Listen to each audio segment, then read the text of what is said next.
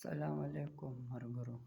زه نن یو ورکوټ شان ویډیو جوړوم، هغه د ډالر په باره کې او د ملک د معیشت په باره کې. نن نه یو 15 ورځې مخکې ډالر تللی 337 روپۍ ته او تیل هم په 325 کې به میلاوېدل. تیل نن په 333 کې دي. ډالر راغلی د 335 څخه 287 ته. آیا د هر شي ریټ په خپل ځای دی، څه راپرې نه وتل. تیل هم په خپل ځای دي. ډالر ښکته او د پټرول ریټ اوچت. صرف چیني لږ شان ارزان شول، نور هر یو شی ګران دی. آیا ډالر راپرېوځي؟ هر یو شی ورسره راپرېوځي. عجیبه ملک، عجیبه قانون دی. په ملک کې پیسې نشته، په ملک کې پیسې نشته. کم مزدور په 600 روپۍ ورځ پیدا کوي، پکې پټرول په خپله اخلي، بیل پکې په خپله جمع کوي، هر یو شی په خپله کوي.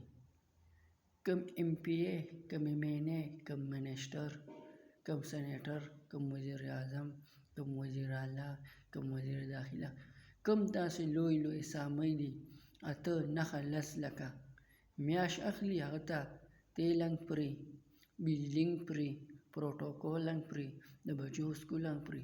عجیبه ملک دی. پکار دی غریبانو ته هر څه پرې، دوی ته دوی هر څه په خپلو پیسو ډکول دي لوی لوی کسانو. عجیبه ملک دی، انصاف پکې نشته.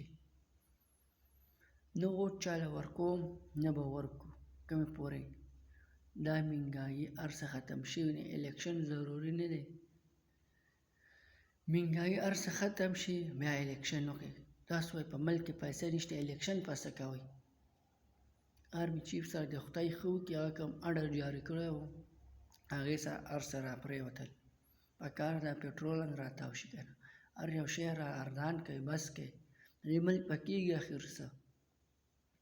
مونږ هم په دې ارزان یو، غریبانان به کوي څه؟ تر کومې پورې به دا غریبانان داسې ګرځي؟ ستاسو پې څه؟